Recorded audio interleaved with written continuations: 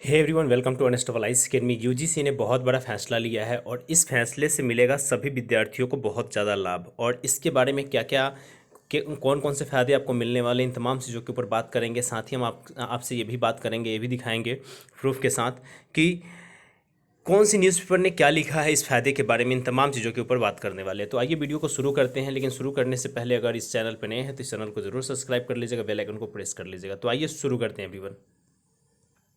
तो सोर्स आप देख रहे हैं यहाँ पे हिंदुस्तान न्यूज़ है और यहाँ पे दो दो अपडेट है, दो न्यूज़ है।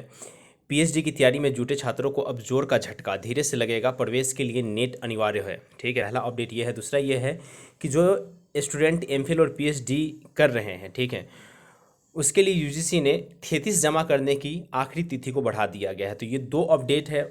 लेकिन सबसे बड़ी बात हम ये करेंगे कि जो पीएचडी की तैयारी कर रहे हैं जो लर्नर्स, उसको जोर का झटका कैसे लगने वाला है और किस तरीके से लगेगा, इन तमाम मुद्दे के ऊपर हम बात करने वाले हैं। तो आइए शुरू करते हैं और देखते हैं इस न्यूज़ में क्या लिखा गया है।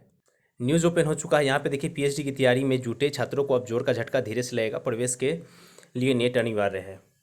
और यहाँ पे देखिए पूरा न्यूज़ है जिसमें यह कहा जा रहा है कि अब जो उच्च शिक्षा के तहत प्रधानाध्यापक की नौकरी आसान नहीं रही। ठीक है, अब पीएचडी में प्रवेश तथा उच्च शिक्षा के तहत प्रधानाध्यापक की नौकरी अब आसान नहीं है। अब क्यों आसान नहीं है, इसमें सारी बातें कही गई है कि अब पीएचडी अगर आपको करना है, पीएचडी में अगर आपको प्रवेश लेना है तो बिना नेट एग्ज़ाम आप उत्तीर्ण किए हुए, अगर नेट एग्ज़ाम अगर आप पास नहीं होते हैं तो आपके लिए मुश्किलें बढ़ जाएगी और आप पीएचडी में एडमिशन नहीं ले पाएंगे।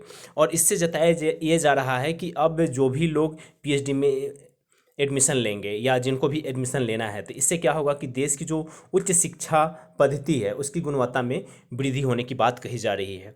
और इससे संबंधित बहुत सारी बातें कही गई है कि उस शिक्षा में किसी भी विषय पे पीएचडी करने के लिए अब तक सिर्फ संबंधित विधि की प्रवेश परीक्षा उत्तीर्ण करनी अनिवार्य थी, जिसके बाद विधि प्रबंधन की ओर से सीटों के सापेक्ष काउंसलिंग के बाद संबंधित शोधार्थियों को रिक्त सीट आवंटित की जाती थी।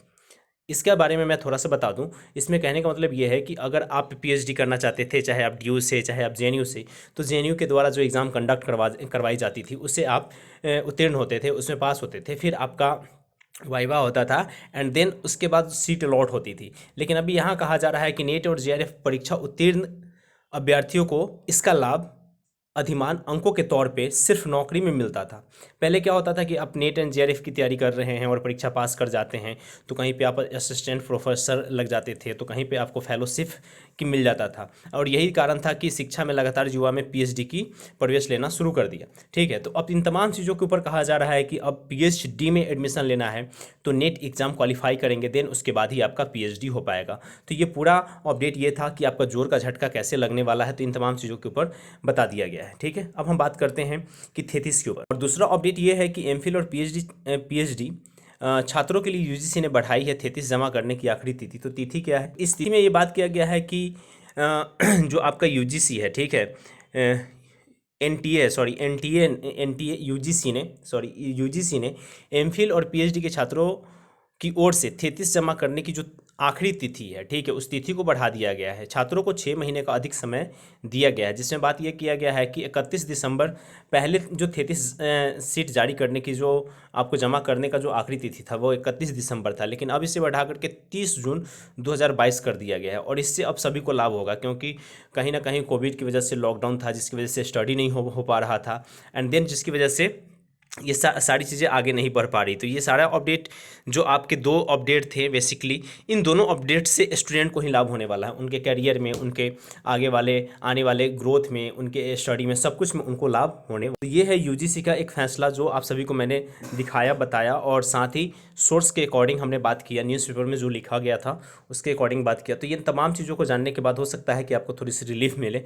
वीडियो कैसी लगी इसके बारे में ज़रूर बताइएगा। अगर वीडियो अच्छी लगी हो तो लाइक करना, शेयर करना, रिव्यू करना और चैनल को सब्सक्राइब करना नहीं भूलिएगा। Thank you so much everyone. जय हिंद।